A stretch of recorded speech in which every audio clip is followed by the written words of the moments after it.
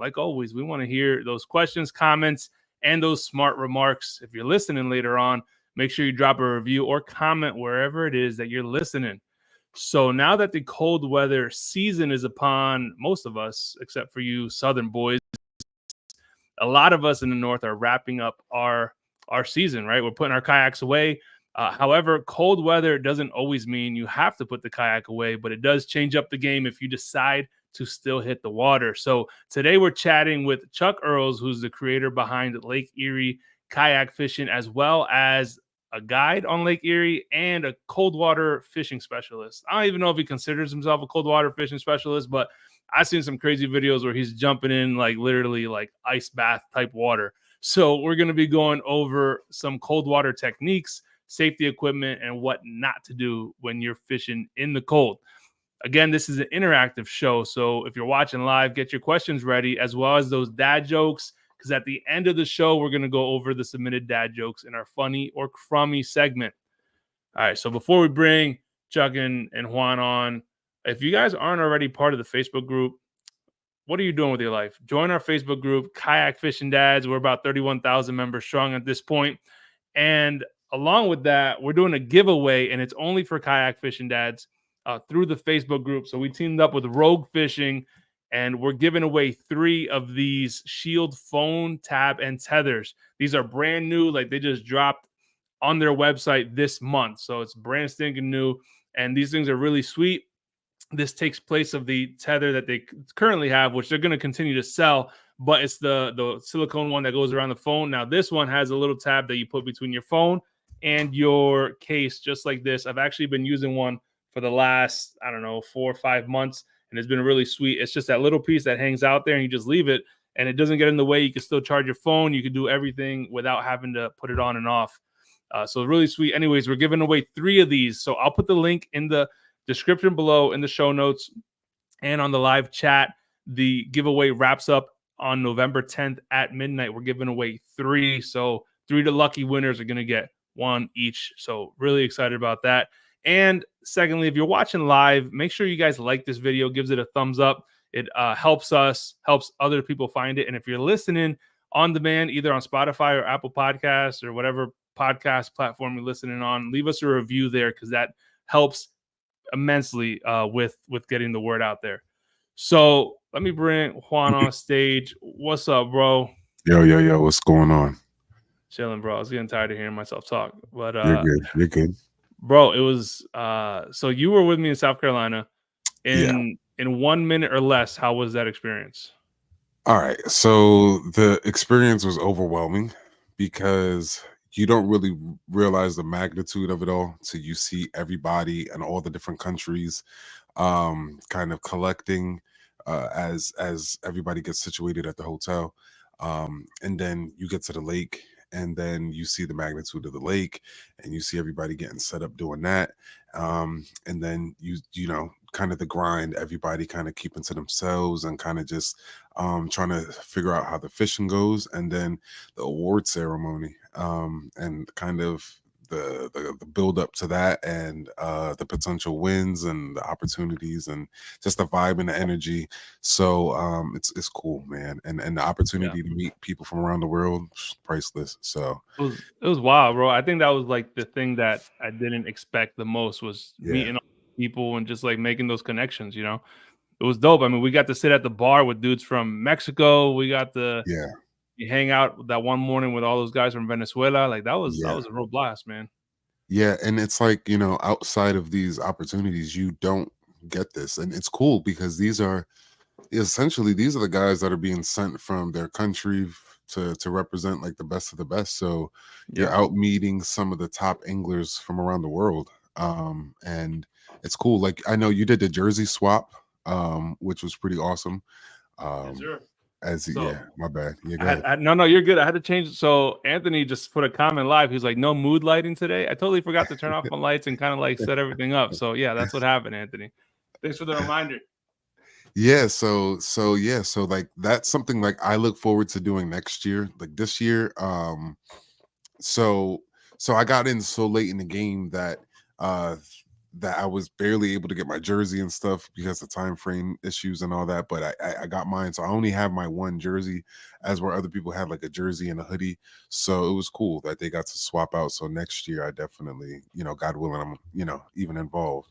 I'm over here Yeah. talking all crazy, but yeah, it was cool, man. The jersey swap was cool, bro. So I got see, I'm not gonna lie though, like my boy Alex that I got it from. See, I feel like he should be an extra large, but he got a large because I mean my guys in Mexico like to wear tight fitting things. But see, I'm not a large. I'm barely an extra large. I'm a 2X.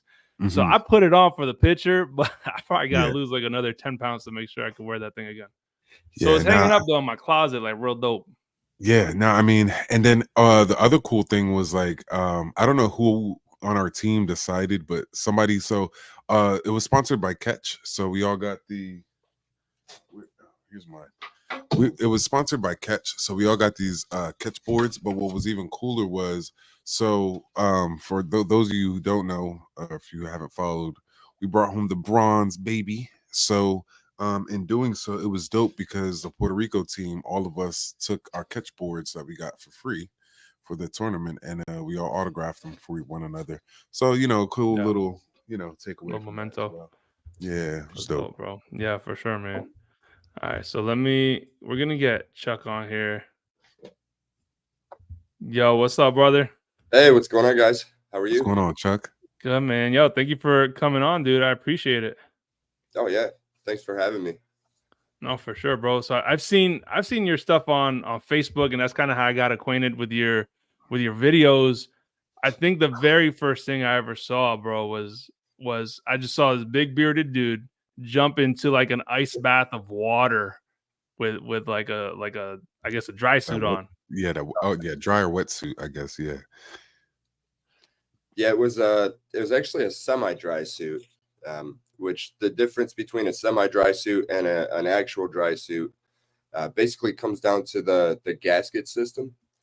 So full dry suit has latex wrist gaskets, latex neck gasket. So you're kind of being strangled the whole time. Semi-dry suit, it's a little bit more comfortable. It has like a neoprene neck gasket, so it's not 100% waterproof or watertight, but it's tight enough. You get a couple of trickles maybe. But that's why I've tested it, numerous times just to make sure that it was going to do the job.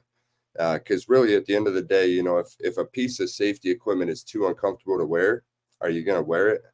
You're probably going to decide to go out, without it. But yeah, that makes a lot of sense. That's the most important thing is just get out there, test your gear, test the dry suit, test your life jacket, flip your boat over. Learn how to get back in. Yeah, that's wild. All right, guys, we wrap up the show. That's all we got. So tell us a little bit about yourself, Chuck. How'd you get into fishing, and I guess like a little bit of your story. So I started fishing. I think it was my 6th birthday, and we went to this lake in Sharon, Pennsylvania. Ironically, it's named Julia's Lake, or Lake Julia, which Julia is my daughter's name. Oh, no kidding. Years back, I don't think it was named that. I'm not sure. I haven't looked back at the history, but that's where I started and caught 43 bluegill that day. Wow! So I was just hooked. Gotcha. And I've been fishing ever since. Back in 2014, I got into kayak fishing, just as a way to kind of get away from the shoreline and get out on Lake Erie without investing in a $50,000 to $100,000 safe vessel. And picked up a used kayak. Didn't know much about kayak fishing, didn't know if I would like it, so I picked up a used $450 Wilderness Systems Pungo 140, which is a sit inside. Not really the most comfortable or the best to fish out of, especially on Lake Erie on the big water. But it did the job. It had front and back bulkheads, so even if I took some water into the cockpit, it was still keeping me safe out there. And I didn't find kayak fishing, man. Kayak fishing found me because it was like the strongest drug known to man. As soon as I had it, I couldn't live without it. And that's basically what snowballed into what I do now is just going full speed at it, and I guess obsessed would be putting it lightly. Yeah. Yeah. Yeah. That's I mean, awesome, dude. that's some big water that you're on. So it was quite a commitment for you to kind of have to, I remember getting on the water here with what I had, and I thought that was a big deal. But Erie, Oh yeah. Yeah, and I didn't start on Lake Erie either. I started on an inland lake, which actually I was there, I don't know, 5 or 6 hours ago. I had to run out there for something, and I just stopped. And unfortunately, the water is so low, but it's actually a great opportunity to, take a couple of contractor trash bags and just clean up the stuff that's usually covered in water. yeah, And unfortunately, at this lake, there's tons and tons of glass bottles. So I just gave back to the fishery a little bit, yeah, and came home, got ready for the podcast.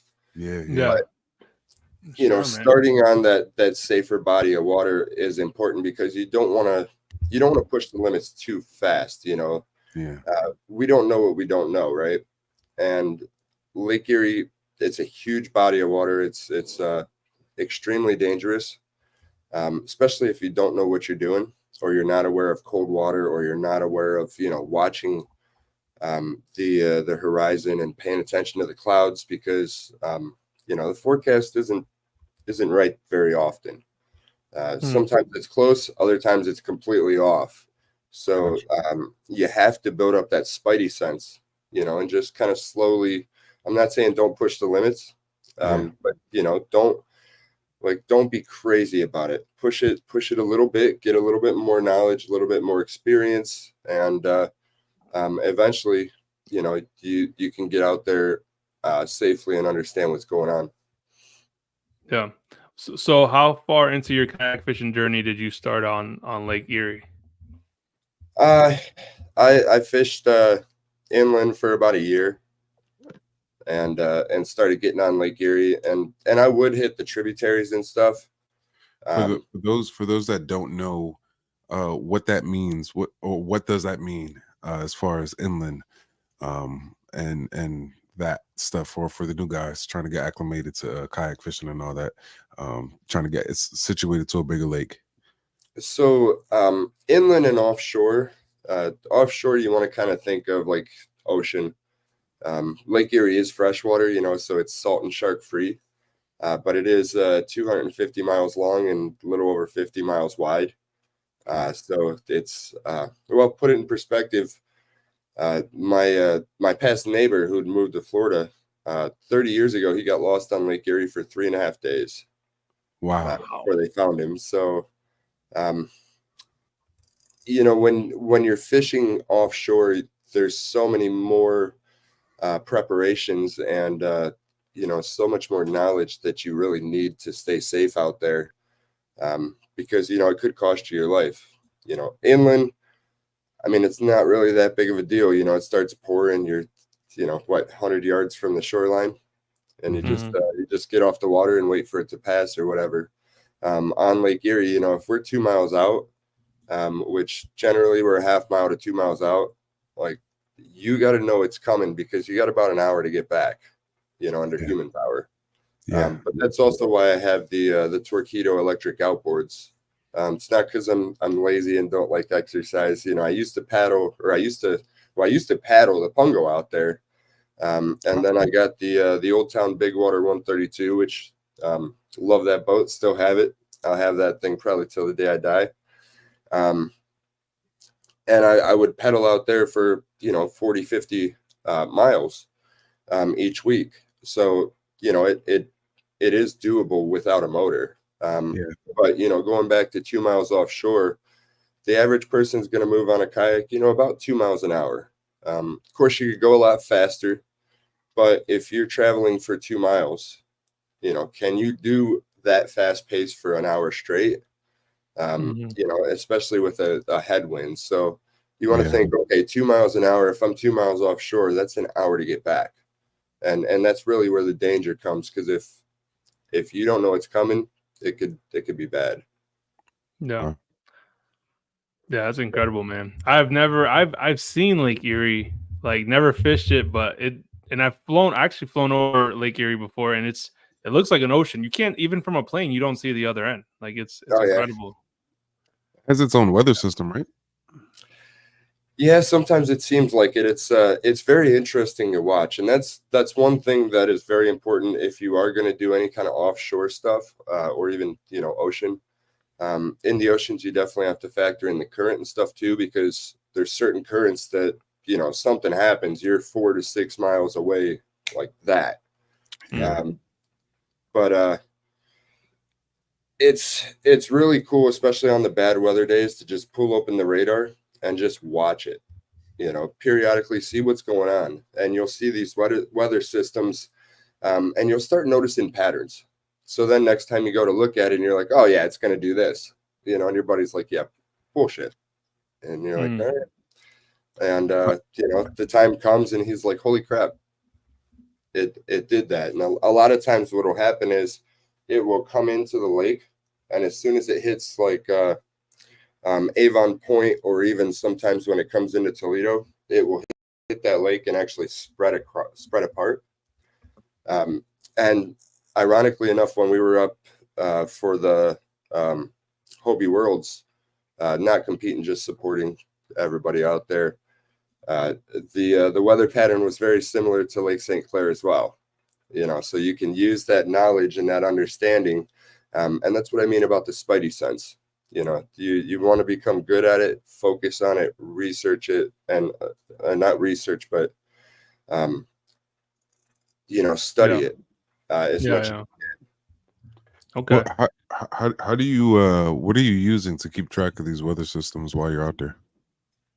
So I use a bunch of different things. I have my primary apps, and then usually I'll use something to kind of verify it if I need to. But primarily I'm using like AccuWeather for the radar. I do use the WeatherBug app. Mainly that's for the lightning map, because that has a live lightning map where you can look and you can see, okay, I have lightning 5 miles away or 10 miles away, or there's no lightning. Who cares? The fish are already wet. We're not going in. Right. Yeah. And for like wind forecasts, I like to use Windfinder. And it's just something that I've paid attention to for many, many years. So I understand how to interpret it. I kind of know what to expect. And that's really what you want to do, is like pick one that you like and just focus on that. Most of them generally have the same. And then you can use the second one just to verify, hey, is this first one, full of it, or is that actually going to happen? Gotcha. And another thing I use is the live Lake Erie weather buoys, which they do put them away in the wintertime so they don't get destroyed.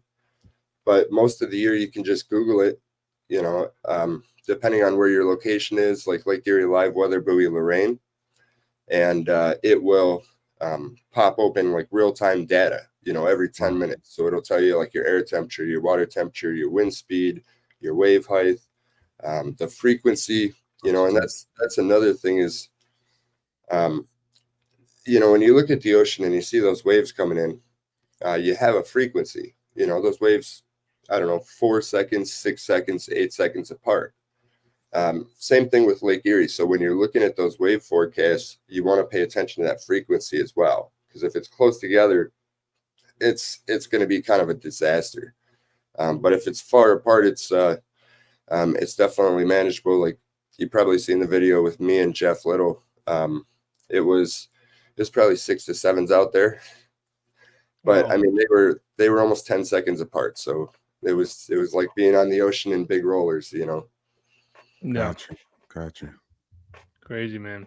So before we get into the cold weather thing, like the cold water talk, define cold water so that people understand we're on the same page, because we got some guys here that are in Florida and cold water to them might be 60 degrees. Yeah. Well, cold water is 60 degrees actually. Okay. That's the magic number. I'm sure everybody's heard of the 120 rule, which is, the air temperature plus the water temperature equals 120 degrees. then you don't need any thermal protection, supposedly. That rule is, it's BS. Don't even pay attention to it and just focus on that 60-degree water temperature. Reason being, if it's 80 degrees outside and the water temperature is 40 and you don't know how to get back in your kayak, you're still going to die. So 60 degrees, at least you have the ability to swim the shore or, survive for a little bit if need be. In 40 degrees, you got 5 to 10 minutes, depending on the person, but yeah, that's wow. Okay. That's the line. Yeah, that's good to know, man. What's some of the biggest mistakes that people make when they get into cold water, and why don't people take it seriously? Because you do see, unfortunately, a lot of people lose their life. Yeah. And it's people that, they fish these waters quite often, and I think it's part of the, I've never flipped my kayak type of mentality. Yeah. That's sometimes they don't even wear a PFD in those colder months too. Something as simple as that. You would be amazed how many people I see go out on Lake Erie without a PFD.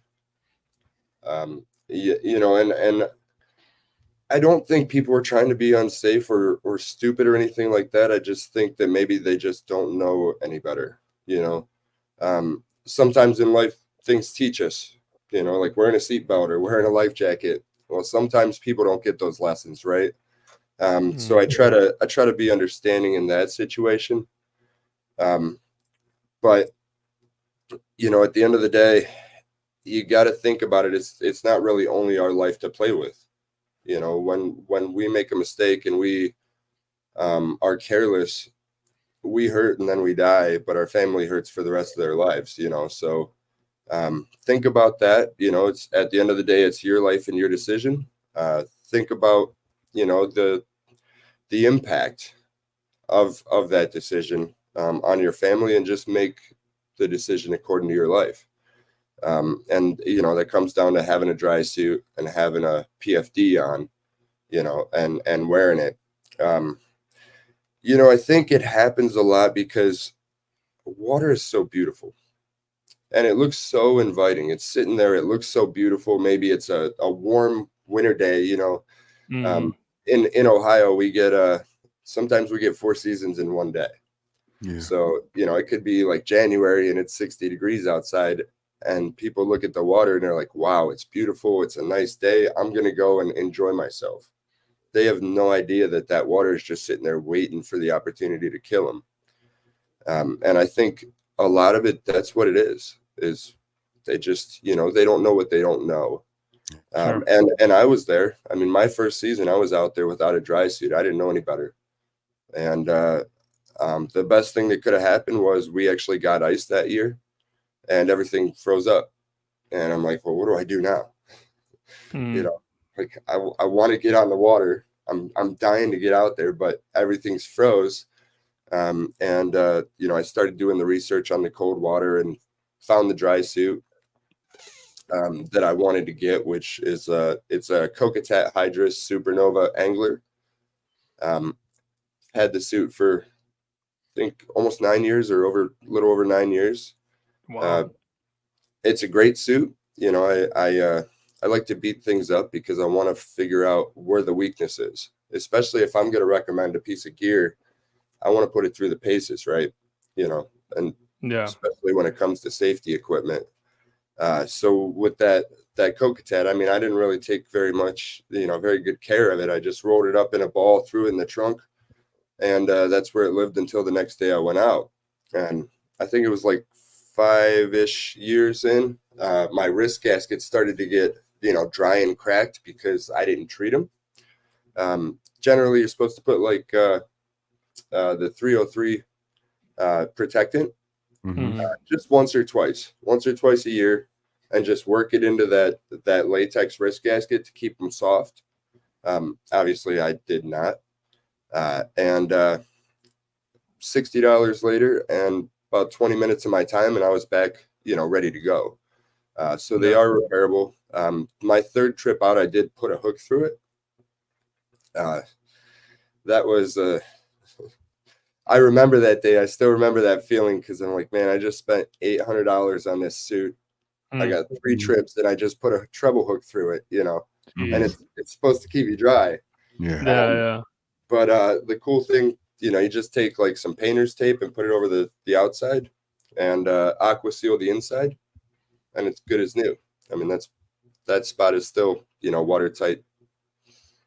Yeah. That's what's up. Well, now that you bring up dry suits, and I'm glad you did, we had a couple questions here from viewers asking about dry suits. First of all, is dry suit? Can you explain a little bit of the difference between a dry suit and a wetsuit? Yeah. So a wetsuit obviously is designed to be used wet. The way that it works is a wetsuit will basically trap a layer of water in between your suit and your skin.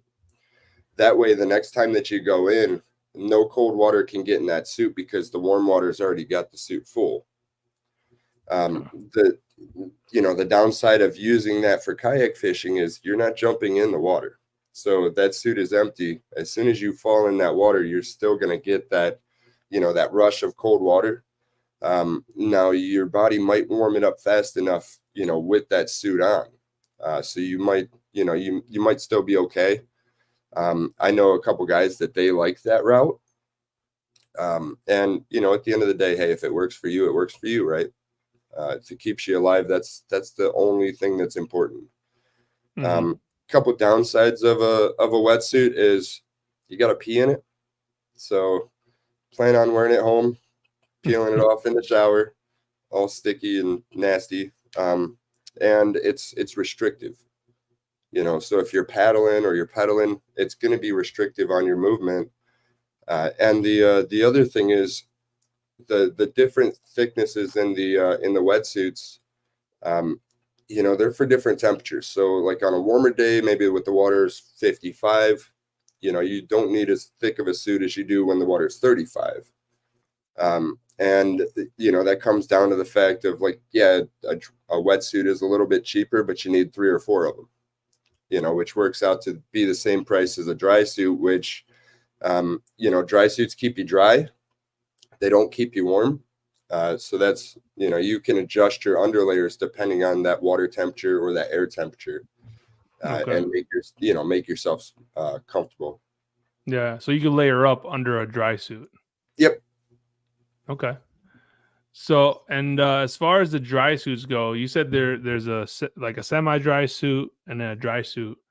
Do you recommend one over the other, or do you recommend a specific dry suit for guys that are maybe starting or wanting to start out? I think it really comes down to the individual's need and their comfort.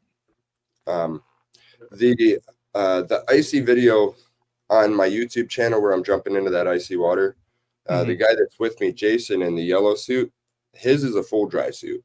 And it's, you know, it's got that latex neck gasket, which you feel like you're being strangled all day. You know, can you take that or can you not? You know, and at the end of the day, you don't want to get lightheaded out there and have something happen. So you got to think about it. Am I going to be able to handle that, or should I maybe go with a semi-dry suit? You know, I can cinch the neck down. My PFD is going to keep my neck above water. I know how to get back in my kayak within a half a second. You know, it works for me. And then once you get it, just get out there and test it. And you know, if you can find a local shop that has dry suits in stock, definitely support the local guys. You know, at the end of the day, think about where would we be if they weren't there, right? We'd have to wait for stuff. We couldn't just go drive somewhere. Hey, I want to go talk to some local knowledge. Unfortunately, most people don't carry dry suits. So if you can't find anything local, Amazon is a great option. That way, if, you know, it doesn't fit, you can just ship it back, get a bigger size. The important thing is stick with the reputable brands. Stay away from the cheap Chinese knockoffs. They're trying to capitalize on the fact that people are becoming more aware of dry suits. So, you know, they're flooding the market with these cheap suits. And at the end of the day, if that suit fails, you're dead.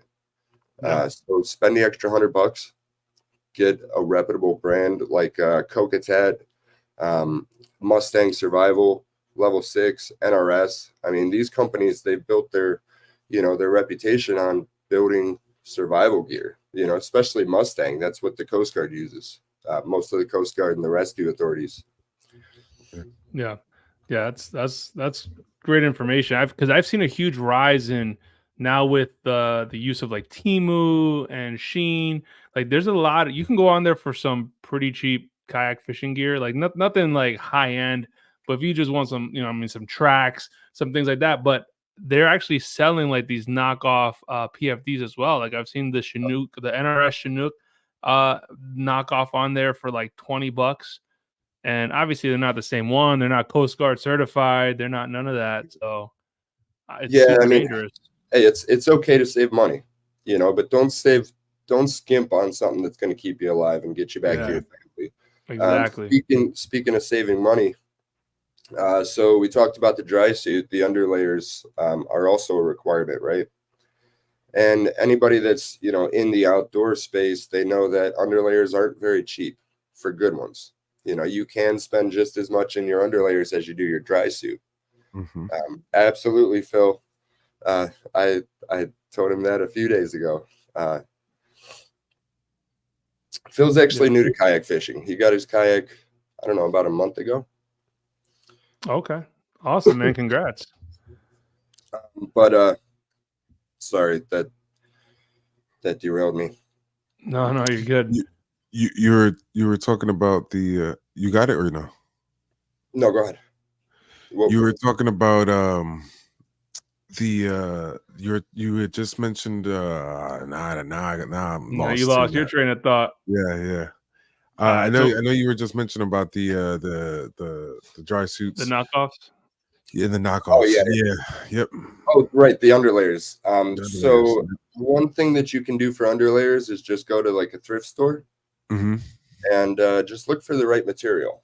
You're going to want to go with wool, polyester, nylon, fleece, anything like a synthetic fabric that still has warming insulation properties, even if it gets wet. Definitely don't want anything cotton, even a little bit. The cheap thermals that you get from Walmart, they're 50% cotton. Don't use them out there because as soon as you start sweating under that suit, you're cold. It's not going to keep you warm. That's true. So, you can save some money like that. Nobody's going to see the underlayers ever.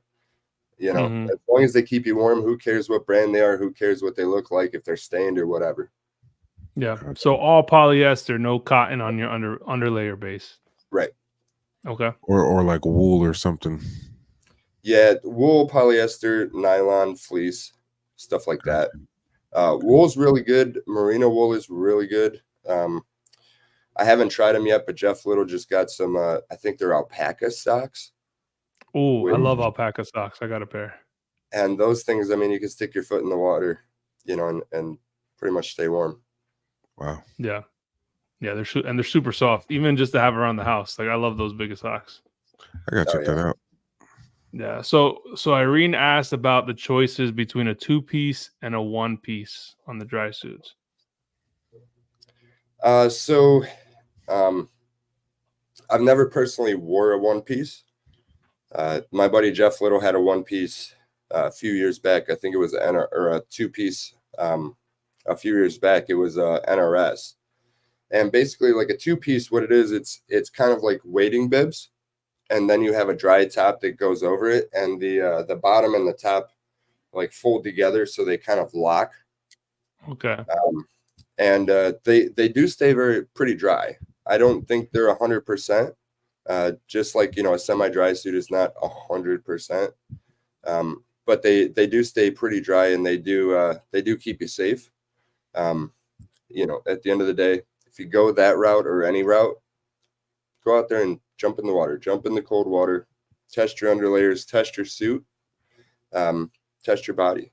You want to see how you're going to react. How do you suggest the best way for somebody to go ahead and do that and semi, safe. Yeah, and the same, because they want to test the product, right? They want to make sure it's working, but they want to be safe at the same time. They don't want to, you don't want to make that your Right. last test. The first time that I tested mine, I went to just a beach down the street and brought my daughter with me. The nice thing about a beach is I can walk into the water. I'm not just jumping in and trying to swim to a dock. You kind of want to work yourself in slow. Because if you jump in like I did in the icy video, obviously that was not the first time I've ever jumped in that cold water. It can have a huge effect on you. It can kind of reset your central nervous system from the cold and just kind of, put you in a state where you're like, hold on a second, what's going on? It can, if you're not wearing your life jacket, and you go like you stay under the water, you'll involuntarily gasp and swallow or breathe in cold water into your lungs, and then you're going to drown. It's one of those things you just got to get out there and ease into it. Would you say walking in to a lake or something like that would be the best idea for somebody else to do? Yeah, definitely. And don't do it alone. Make sure you have somebody bring a rope. Okay. Just having somebody on shore is not going to save you if you're in the cold water. Do you expect them to, come in after you? You got to bring a throw rope, maybe bring some dry clothes, maybe, hand warmers or something like that. That way, after you get out, you can warm yourself. Number one rule: always check your relief zipper. That's the zipper down below your waist. For when you need to use the restroom. My first time out, I didn't check my relief zipper, and it's got like a 2-click system. So you get it most of the way shut, and then you have to pull it and get it over the dock. So I thought it was shut. I'm walking in the water, and I get below that, or the water gets above that, and I start running out of the water, and my kid's like, "What's wrong, Dad?" You felt that? Nothing. So always check that relief zipper before you do go in there. But yeah, a safe place like that, even a boat ramp that's maybe not slippery, like a yeah. And you just want to tie off somewhere that's obviously that you could have some good anchorage, and you kind of want to hold that in case you need to pull yourself back out the water. You mean as far as like the kayak itself? Like, are you referring to like a tie off, like when you walk in, like tie yourself to something, right? You can. What are you referring to? Yeah. Okay. So you can pull out. You can tie something to yourself. At the end of the day, any kind of tethers or ropes gonna kind of interfere with what you're doing. You can get tangled up. So if you are gonna tie it to yourself, just get yourself an NRS safety knife. Strap it to your PFD. That way you can cut yourself free if you need to. Now, I was thinking more like if you just had it tied up somewhere offshore and you just kind of walked with it in the water free from you. That way, in case, you know what I'm saying? Like, you know what I'm saying? Like something to help pull you back in if you know what I'm saying? Right. Or maintain balance, because depending on, because if you can't, especially if you can't see what's going on as you walk into the bank, if it's like cloudy. You never know where the holes are, right? Yeah.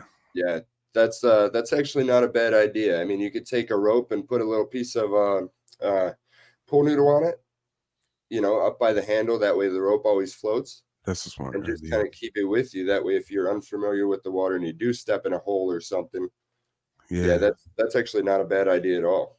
I like that. I like that innovation there with the pool noodle to keep it. Oh yeah, keep it afloat. Yeah, that's what's I do have a rope on the front of my kayak, so when I'm practicing, I'm offshore. I'm not necessarily close to shore because I know for a fact like it's not. You don't practice to get it right. You practice so you can't get it. You can't not get it right. Yeah. But I have maybe a 10-foot rope on my bow that I tie to the dock with. But when I jump off, that rope being there, a lot of times like that's the first thing that you can get to, and at least you can get to that while your boat's being pushed away. Yeah. And that's the situations I'm trying to simulate when I'm doing that stuff. Is even me. I mean, everybody. Like, there's things that we just don't know what we don't know yet. Yeah. So Yeah. Now, Chuck, is there a difference between immersion suit and a dry suit? there is. So an immersion suit and also I'm trying to think of the ones that the survival suits that they have on the big ships. Okay. So those are basically designed, if the ship's going down, you put it on and hopefully you're going to make it until somebody finds you. You're not swimming, you're not moving anywhere. It's very restrictive. Oh, wow. It's, it's just designed to basically sit there and wait for somebody to rescue you. Do you float with it? I believe there are some that do have flotation, especially the ones that people use for ice fishing. Okay, like the float suits. I've heard people refer to those. Yeah. The important thing is the water going to touch your skin or not? If with a dry suit, it's actually has a barrier between that cold water and your skin. With some of these suits, it works kind of like a wetsuit. When you go into the water, it lets the water in and your body warms it up. But it's so bulky that you're just kind of floating in place, holding on. Yeah. Okay. Um, And you mentioned like that involuntary breath that you take in when you hit cold water. What's up with that? And I mean, I've heard it before, but for a lot of people, including myself, because I've never jumped into cold water, like you can't really comprehend your body going into that type of state. And it's crazy. I think, does it happen regardless of it being cold or not? Because I've fallen into water and just the shock of it happening. I got water. I didn't swallow it, but I got it in my mouth. Oh yeah. It can. And we talked about that 60-degree water temperature. Well, in most houses, the water coming out of your cold water, your cold faucet, is 50 to 55 degrees. And I mean, that's very cold for us, right? It's kind of just like jumping into a pool that's 70, 72. It shocks you for a second, it takes your breath away. But when you're in cold water, there is no controlling it. It's a weird feeling. So what happens first is you hit the water. Within the first second, you have involuntary gasp reflex. So you just, and you fill your lungs with air, or if you're not wearing your life jacket, you just filled it with water and you sunk to the bottom. They basically call it the sudden disappearance syndrome. And that's what happens when somebody falls out of a boat in cold water and they never resurface. Wow.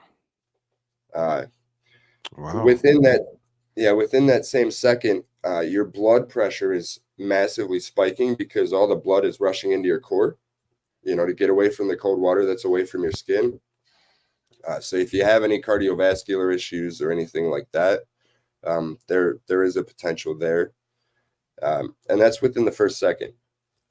After that, you're going to go through 2 to 10 minutes of hyperventilating. So you can have a heart attack in that same moment. Oh yeah, as a byproduct of just the. Yeah, just from your blood is trying to get away from that cold water as fast as it can, and that massive spike, it could definitely create some issues. So the 2 to 10 minutes of hyperventilating is called the maximum intensity cold shock. It's just like jumping into a cold swimming pool, only 10 times worse. I don't know if you've seen the video where we were on the New River, and I made a mistake and I flipped over, going through some rapids. Well, that water temperature was it was probably 50 degrees. And I mean, the water wasn't very deep. You could stand in it. That's no excuse. I didn't plan on going there. I went down to North Carolina to help out the hurricane people. And Wade from Yak Attack told me he was going to the New River to do a river cleanup and help Timmy Dixon. So I said, why not? It's on the way, right? Well, when I went in that water without any protection, dry suit, of course, I had my life jacket on. Your body is trembling. You can't get out of the water fast enough, and you're just Yeah. Wow. you can't control it, and that's You- really that's really where it gets dangerous, because if you're doing that for 2 to 10 minutes, that means you're in that water for 2 to 10 minutes. At the end of that, you might not be able to use your hands anymore. Your feet might not work. Your brain might be going foggy, and eventually hypothermia, is going to kick in, and you're going to fall unconscious. Wow. I know, like, I've had situations where, like, you get so cold you start involuntarily shaking, and then like your chest will get, your chest will Yeah. hurt from, does Yeah, that so- happen? All that'll happen too. Oh yeah, your chest, your back, your spine is hurting because you're shivering so hard. Wow.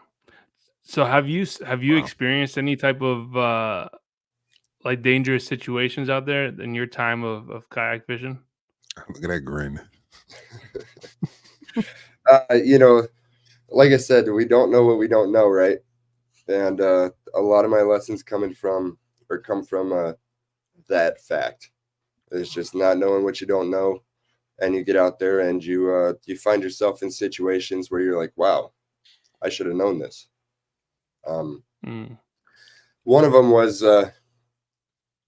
I was out in the big water, and that was more of like a complacency thing, I think, because we had went out in the morning and we launched about a half hour before the sun came up, and I had checked the forecast the night before, so 5 hours prior, 6 hours prior.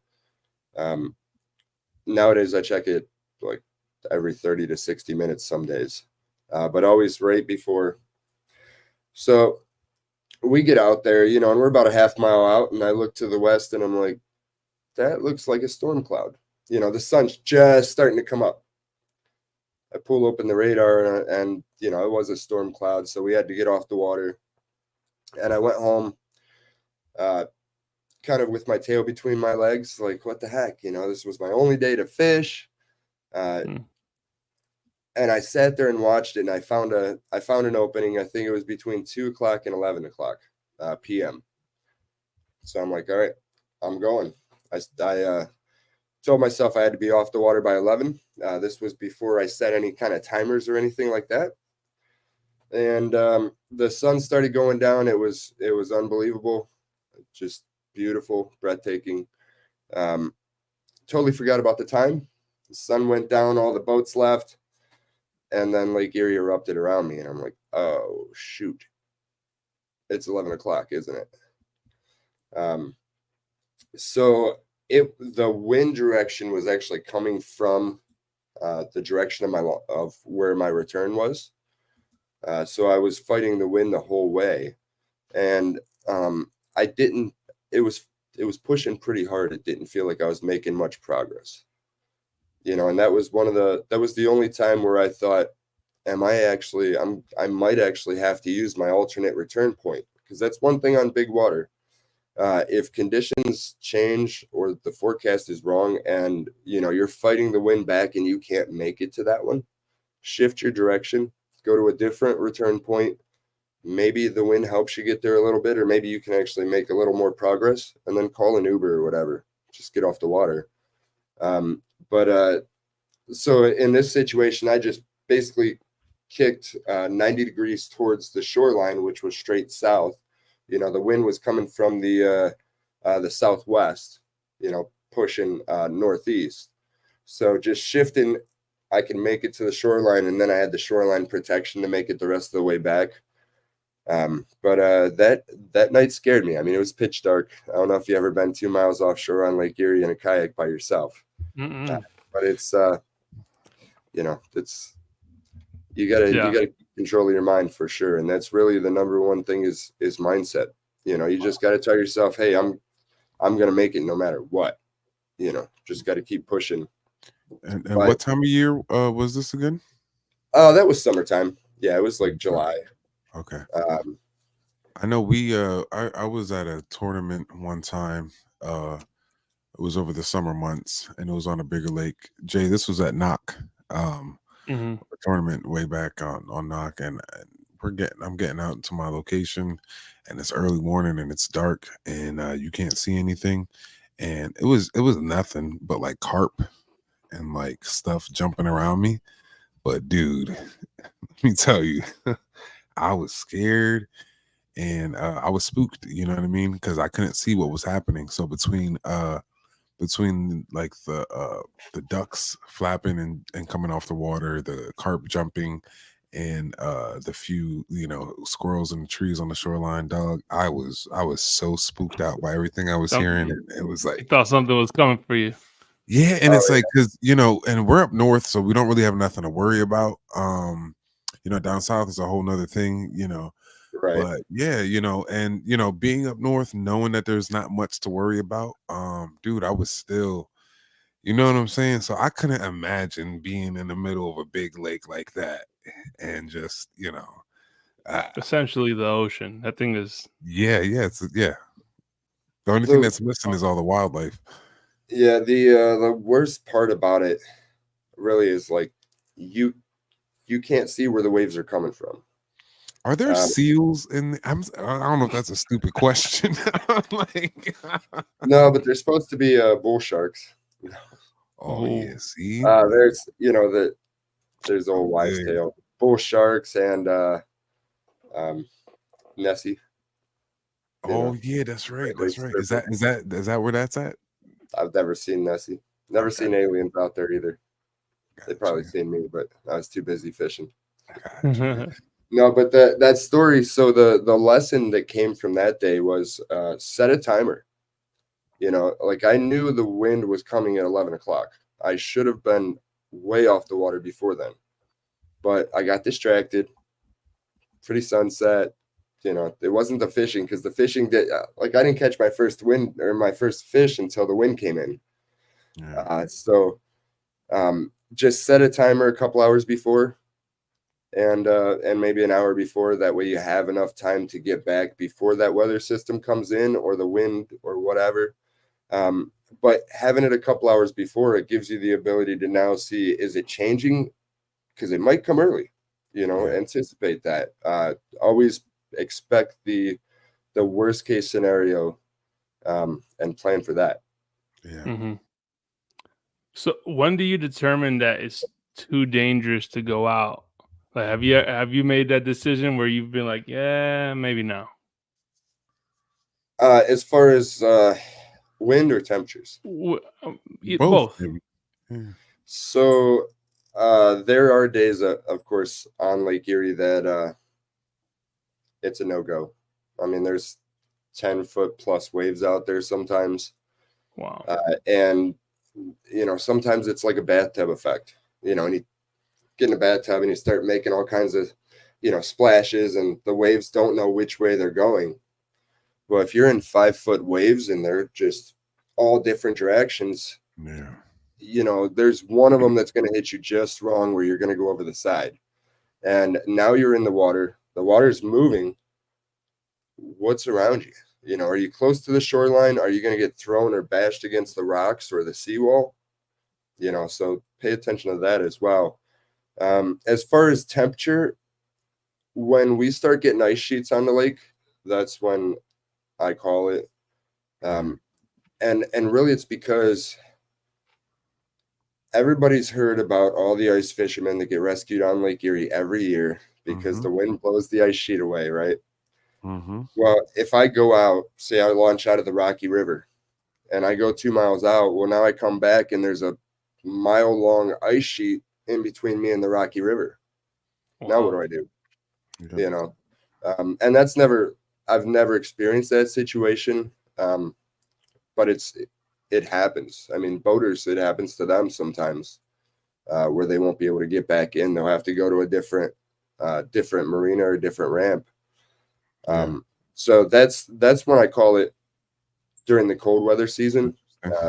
During the any other time, really it's an experience thing. With clients, 2 foot or less, unless they're like brand new. If they're brand new, it's 1 foot or less.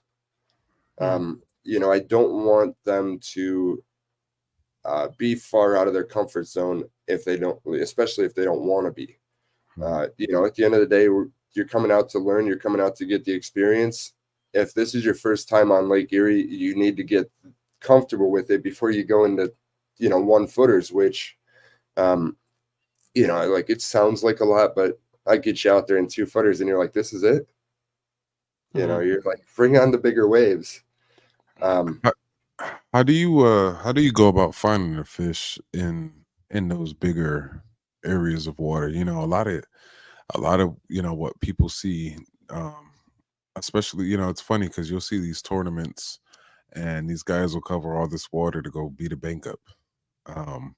Very few people know how to fish offshore, and people kind of tend to think like, man, that guy's fishing at like 150 feet. A lot of people don't Right. realize the kind of contours that are out there. So how do you situate that? How do you find that kind of water? How do you figure that there's even fish in those kind of areas? So the first thing that you got to do first and foremost is to catch fish, you got to think like a fish, right? 90% of all the fish are going to be in 10% of the water. We just have to figure out what 10% of the water it is. And that starts with, your Navionics app or, your underwater mapping.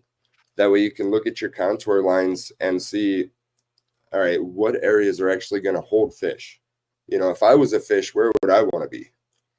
And offshore, it really comes down to like what the bottom structure is, or what the contours are. Do we have like close lines, lines that are close together that have represent a steep drop off, or is it more of a gradual drop off, or is it, a point that comes out like this, or, maybe you have like a crotch that comes here and then a point that comes out there, and in that crotch, it's real steep of a drop off. A lot of those locations are generally going to hold fish. Again, you got to think like a fish. If I was a predator, do I want to run a marathon for a Twinkie, or do I want to walk into a restaurant and have somebody bring me a full course meal? Like running a marathon, I'm going to burn up, the energy from 100 Twinkies just to get that one. So it's unsustainable. But if I can like hang out here in the deeper water and wait for something to come by and go out there in the current, or in the waves and get that meal real quick and then return back, so you're looking for those kind of ambush structures and just start shallow. A lot of the boaters, they run over fish to find fish. And I do it too. I feel the most comfortable 30 to 50 foot of water. So the first 30 foot, sometimes I talk myself, I'm like, nah, we're going to go out here. But just start shallow, look what you're, see what you're looking at on your map. I mean, on your fish finder, and adapt accordingly, because it's going to be different day to day, especially on big water. You have a lot of moving parts. It's with Lake Erie, the more that you learn, the more you realize you don't know.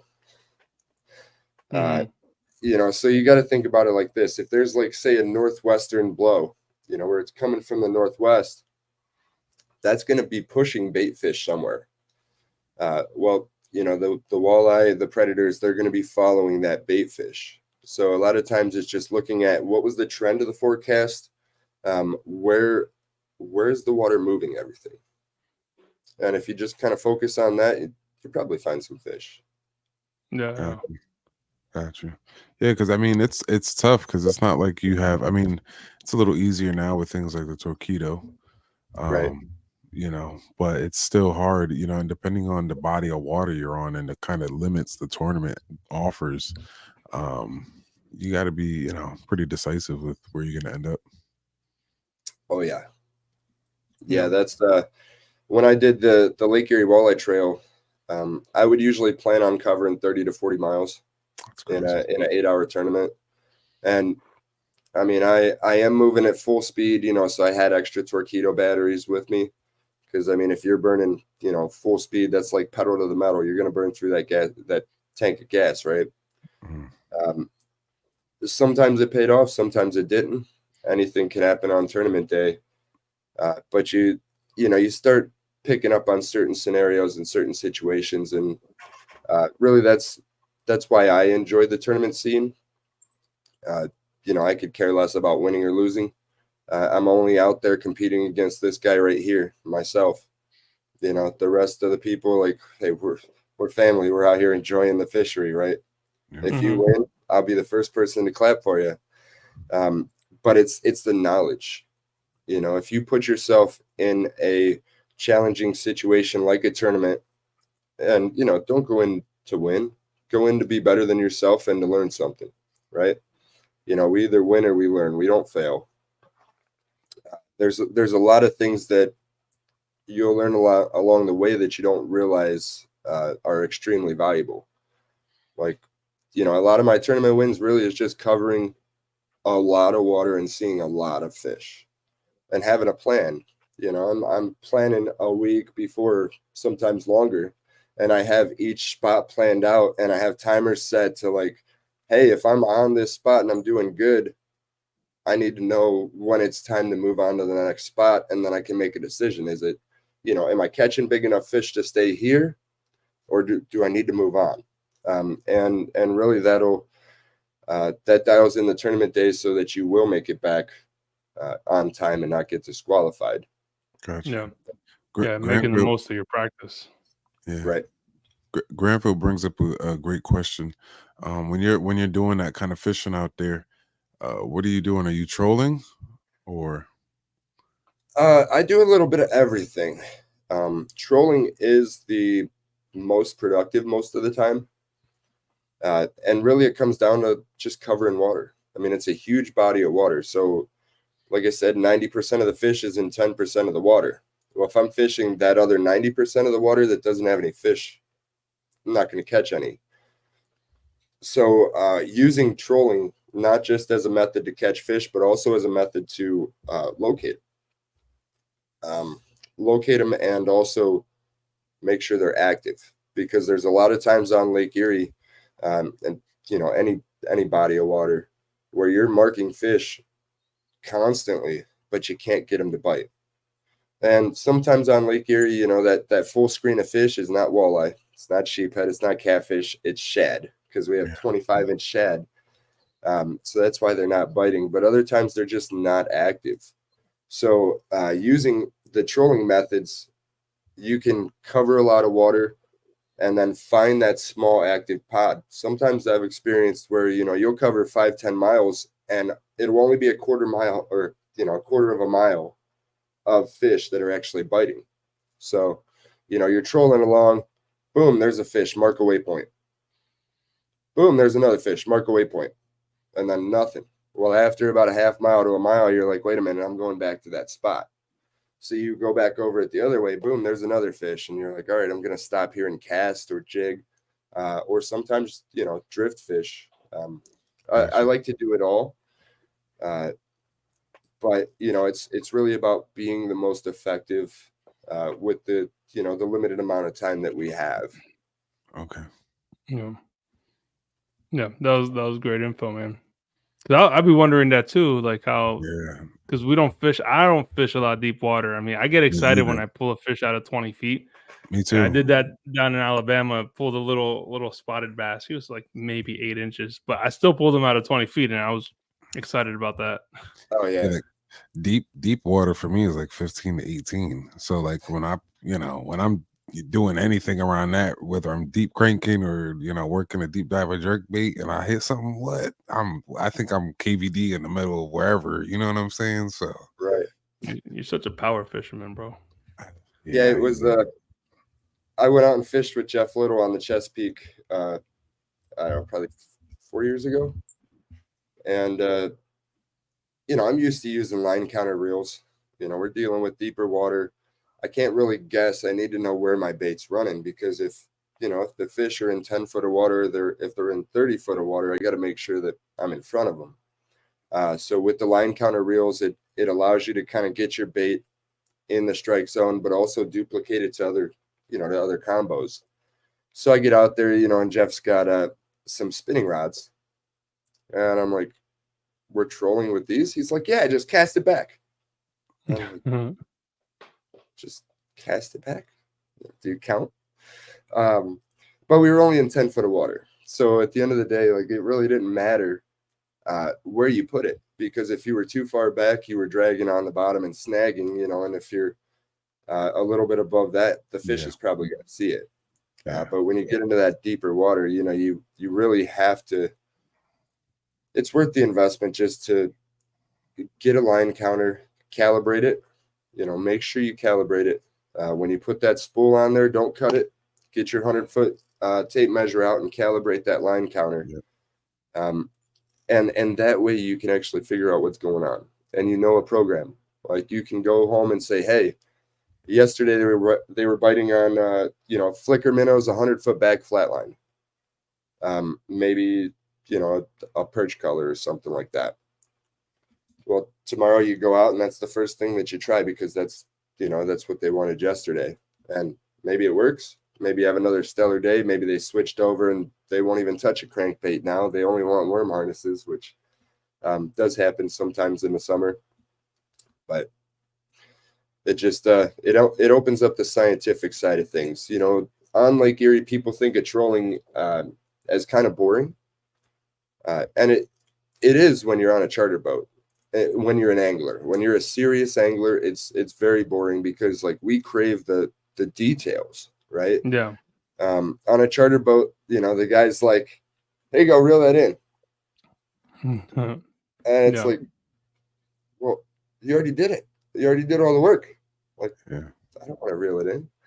And it's great for people that are just getting into it, or maybe, you know, they're not that obsessed with fishing. But for somebody like us, you know, it's you know, the money's in the details. Yeah. And when you start trolling out of your kayak, there's no charter captain doing everything for you. I mean, you are the charter captain at that point, so you're paying attention to your direction, to your contours, to your speed, you know, to your depths, to your baits, all those different factors. And you know, it just it makes it extremely fun and really really interesting. Yeah. Do you have a favorite fish to catch?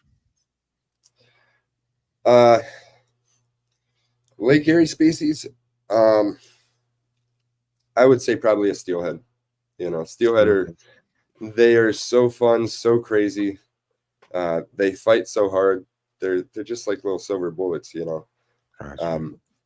But half the year I can't get to them because they're 15, 20 miles out.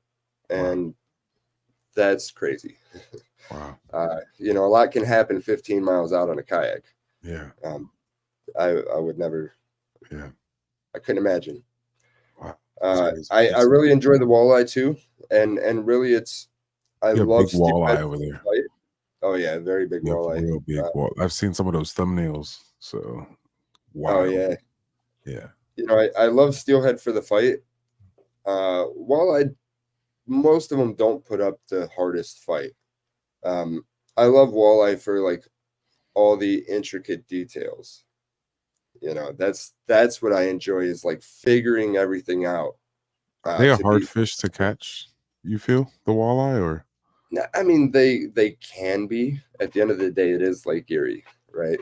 The walleye capital of the world. So there are days where you could fall out of your boat and come back with a limit. Wow.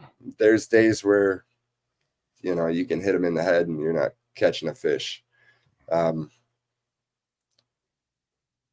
But you just, you know, that's fishing. You just go out there with whatever you can be to be prepared. You know, at the end of the day, I'm not going back to the truck to get a different bait or anything like that. So I bring everything, so I can troll, I can jig, I can cast, I can run some worm harnesses. You know, like if they're gonna bite something, I have it, and hopefully I have enough time to get to it. You know, Gotcha. And if I go home with no fish, I came back with a ton of knowledge because I'm so in tune with trying to figure that out. You know. You had mentioned something earlier when the show first started. You had mentioned low water levels. And that's kind of something we're experiencing over here too. And I'm noticing that's kind of the trend along the Northeast with Yeah. these super low water levels. Um, I know one of the things I'm doing that I saw was kind of cool. So going up to the lake, you could see more than you normally would because more of the lake is exposed now. So, using those opportunities to, try to get a few more waypoints and stuff like that. Oh Um, yeah.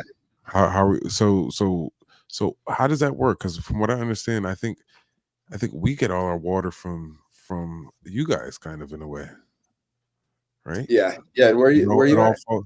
So You're in. we're in PA. Oh, Like, okay. yeah, and we're in like just north of Philly. Okay.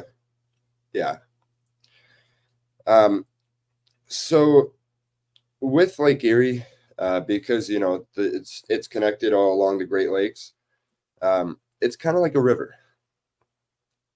So we do have water level changes, but it's not like the inland lakes where you look and it's 20 foot down. So you don't have Uh, that kind of stuff. well, we do, Yeah. but it's caused by it's called a seiche or a seiche, something like that. Okay. Seiche. It's Okay. probably wrong. But what that is, the wind blows so hard. Going back to the bathtub, like Erie's basically a big oval bathtub. When the wind blows so hard from the west, it eventually pushes a lot of water into the east, and it'll create flooding in Buffalo over there, Oh wow. and it'll create. It was a couple of years ago where people were walking around uh, by the islands because we lost so much water. I mean, they were walking on the bottom of the lake. Going back to your thing, that's a great opportunity to get out there and find some spots that you don't really know exist. Yeah. Yeah. Yeah, Yeah. but Because we right do now have that. go ahead. Sorry, go ahead. No. Go ahead. We do have that situation, with the winds doing a little bit with our water. But interesting fact about Lake Erie compared to all the other Great Lakes, Lake Erie changes its water every 2.6 years. So all the water in Lake Erie is replaced every 2.6 years. Wow, that seems really fast for a big lake. Yeah, compared to the others, you're talking hundreds or thousands of years. So what do you And mean? Like, does that due to the fact that it kind of flows through a giant river system? well, see, it comes down, through Lake St. Clair and then into the Detroit River, and Detroit River spills into Lake Erie, and then Lake Erie spills or feeds into the Niagara River, which spills over Niagara Falls. So it's Wow. all that water that's coming over Niagara Falls, it's got to be replaced with something, right? Wow. Wow. And I mean, I don't claim to be any expert on the water flow and all that stuff, but I think that's where we get the Susky from, is from the remnants of the Niagara Falls and all that. oh yeah, I think, I'm not sure. I don't, I'm not, I had to Yeah. put one of those little Right. swan papers. We'll have to send one up to you and see where, you know what I mean? See if it gets here. Yeah, I had to go chill in Harrison. Put a little air tag on it. Yeah, So, something. which, speaking of air tags, the Lake Erie walleye, as well as a bunch of other species, have tags in them. Oh, So okay. you could go on YouTube and just search Lake Erie migration patterns. And there's one real short clip, and then there's the same clip with actually more of an explanation with like Fish and Wildlife, where they break down the tracking of the walleye. Which, going back to like finding that fish, if you're looking for the main school, you can pop up that video and see, okay, well, it's June. Here's where the majority of the fish are. And that's something that consistently for most fish they continue to do. There are some fish that do something totally different, but Wow. that's an interesting video to check out for sure. Yeah, I'm gonna have to do that. My and shout out to my guy Jonathan Kerr, my sponsor out at Wife Calling Me Home. But he was telling me, and I didn't know about this either. He told me that like, let's say you get a fish in a particular area, particular spot. nice, good big fish, potential PB, whatever the case be. Everybody takes a picture. He said, pay attention to that picture. And a year from now, within a 10-day period, either before or after, or right around that time period, you should be able to go around that same area and not potentially find the same fish, but fish are creatures of habit. You know what I mean? So if they It's went that through, pattern, right? yeah. And I was like, for real, you could scope out a pattern like that? And he was like, oh yeah, absolutely. So yeah, that was something I learned, and was just wondering if that applies as well, because that's a river system idea. I don't know if Yeah, and Lake Erie is a weird body of water. For example, like this year, the water took an extra week to a week and a half to warm up above 60. So it was like third week, almost into the fourth week of May, which usually it's mid-May, 15th. So the water took a little bit longer to warm up, but the spawns were earlier, and they were like 2-3 weeks earlier. And each year it changes. Yeah. So I guess the best answer to that would be my buddy Ross Robertson says it's a game of chess and we're playing checkers, because we're just making moves. We don't know what the move's going to do, long term. Yeah. But and I think it's something to say, like, with even with like the environment's changing, because this is the first time I've seen in our area over my years of fishing some of the waters be as low. We have, Jay, have you seen those pictures of Lake Ontanali? No, man, I'm talking. I've seen some of the river pictures though. Like, it's like people are wade fishing the entire Susquehanna. Wow. Oh, really? Well, I haven't seen that. So apparently this is supposed to be the water supply for Reading, like the drinking water. But there's like parts of it, because it connects to two rivers, so it's like it's in between two rivers. But like the one part of it, it's like bone dry. Like it looks like, like those like National Geographic things where like the mud gets all crackly and like all canyon looking. It's right. Like, yeah, it's I've never. It's wild. It's kind of a scary situation, right? I mean, I feel like Lake Mead, California in this right now. I'm 15 minutes from Lake Erie, so I always have fresh water. If worst case scenario, if there's a situation where I need fresh water, I have it right there. But the further away from the Great Lakes that you get, the less and less water there seems to be, and I guess because I don't see it, I'm not aware of it as much. But man, I don't know. I mean, how do you fix? I mean, I don't think you can fix it. It's out of our hands. But what's the next plan of action? Because taken from the Great Lakes, if you're not in the Great Lakes watershed, you're not welcome to our water. That's actually law. And we're not, I don't want to be mean, but we're not going to share it. You should have took care of your water. No. No, seriously. No, but, I don't know. It's something that I've thought about many times, because, what happens when people run out of water? Yeah. True. I don't know, man. I've never seen it like this now. And it's a weird contrast, because it's like our side of the United States dried up, as where it's now the first time in how many years that the West Coast has had water. So it's typically the West Coast that dries up, and they're hurting. And I mean, it probably is just like it's a game of chess and we're playing checkers. I watched a video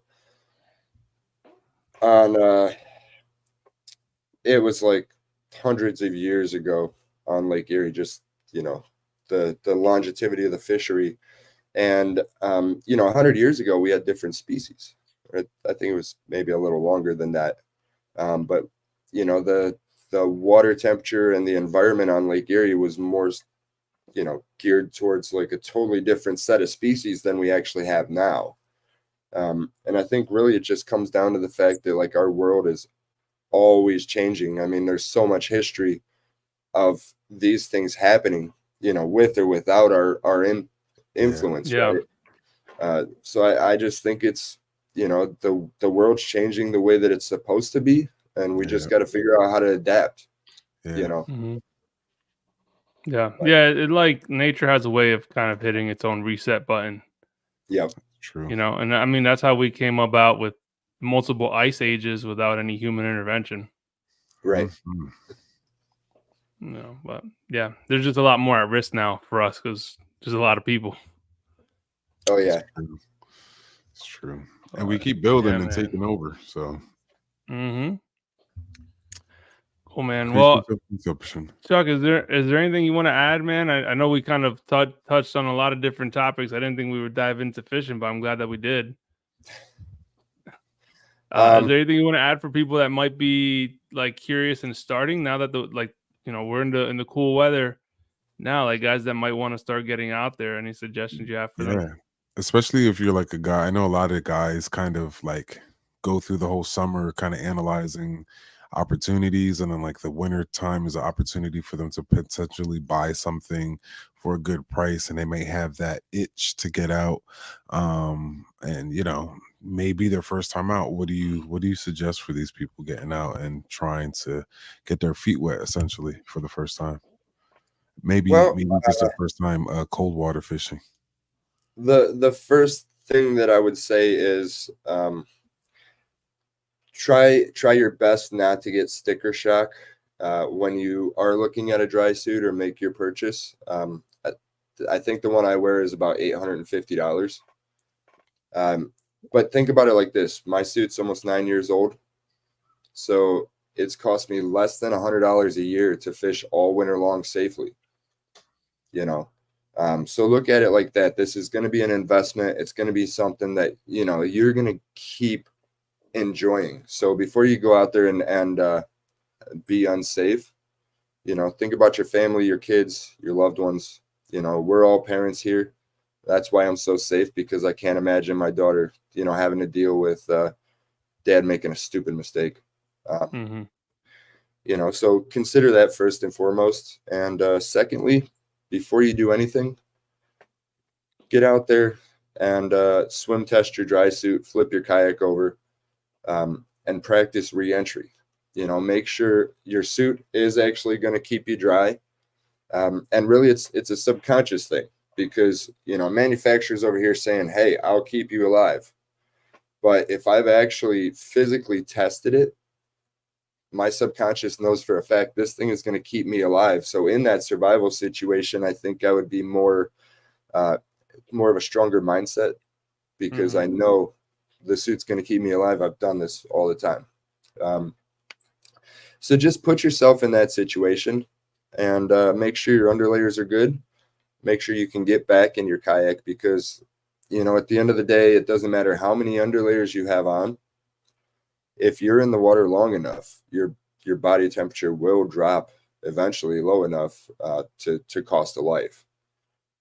So, first and foremost is a dry suit. Secondly is getting back in your kayak. I don't want to hear, I don't accept oh, it'll never happen to me, or I'm in a Hobie PA14, or I'm in a Jackson Big Rig, or look, I'm in a Native Titan X, and I've accidentally fallen out twice being a dummy.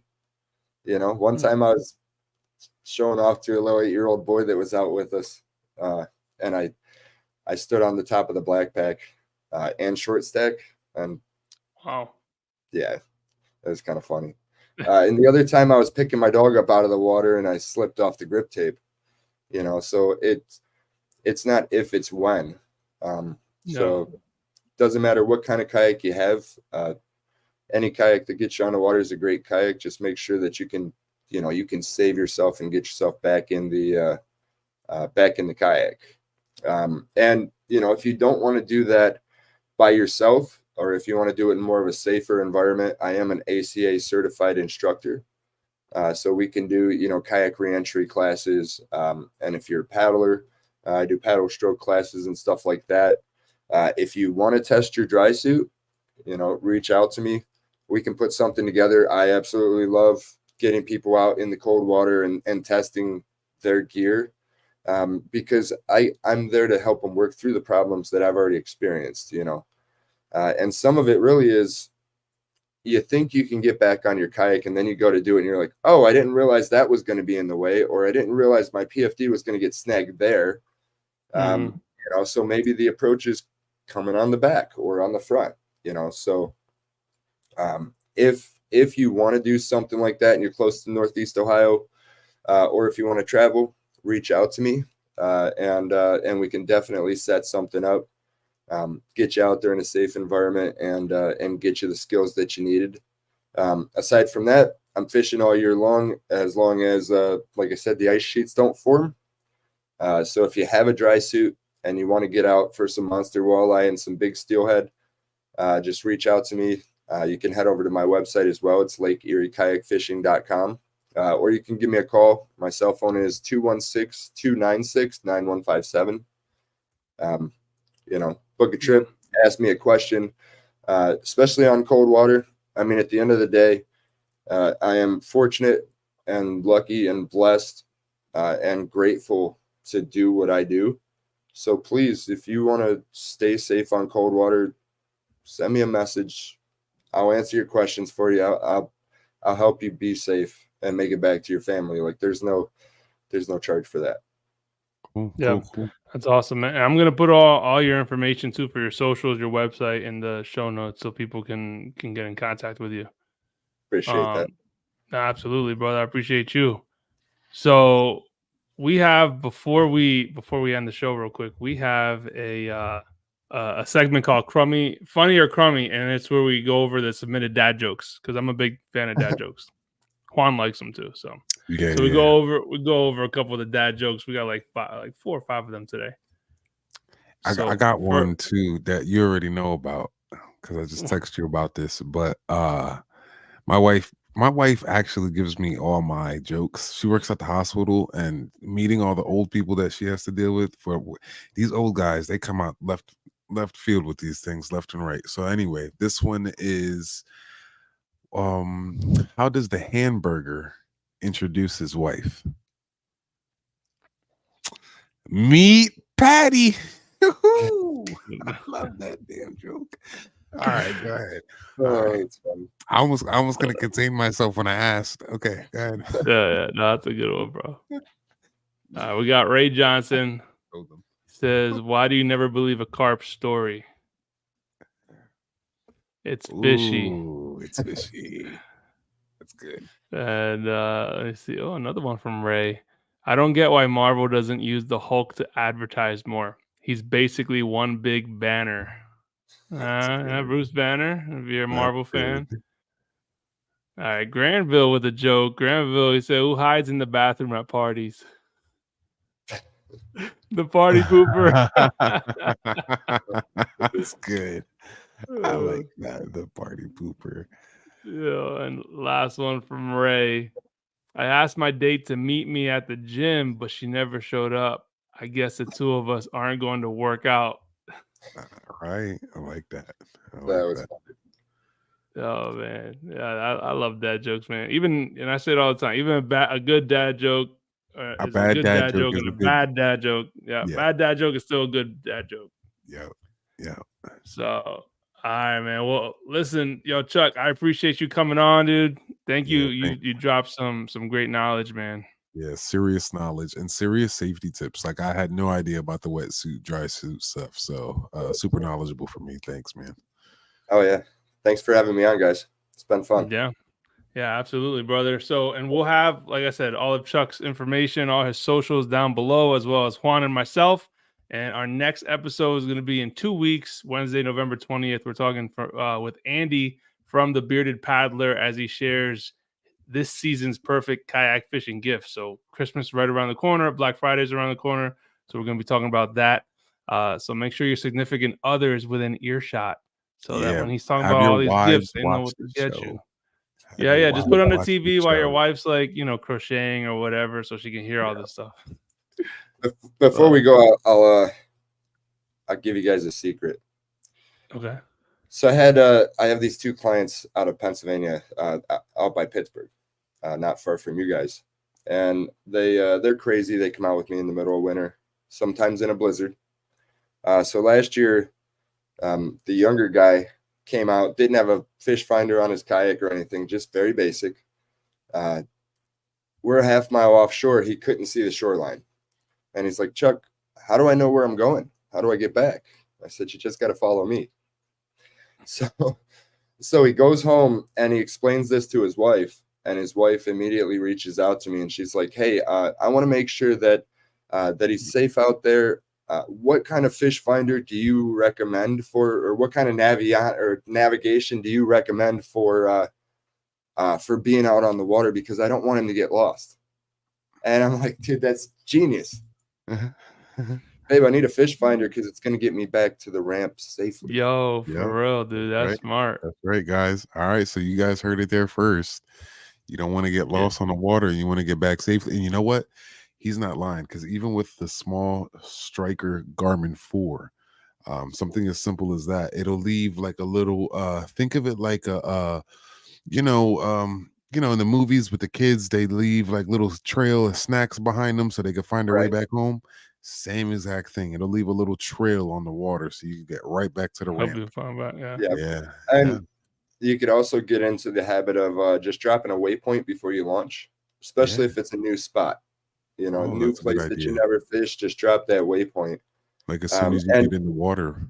Yeah. That's a great idea. And if you don't have, electronics, or it's not in the budget or whatever, you can use your cell phone, your smartphone, and just download the Navionics app. They doubled the price. It's like $50 a year. But it's well worth it. And you have the contour lines at your fingertips, whether you're sitting in your office or your couch, or you're on the water. So when you're on the water, if you don't have electronics, you can pop that open and actually see, am I on the contour line? Am I not? So cheap entry to at least get out there and get some knowledge. Cool. Hey, what's going on, Jay? Awesome, man. Well, great info, and I appreciate it again, Chuck. Thanks for coming by, brother. All right, guys. All right, till next time, y'all. Peace and God bless. See you on the water.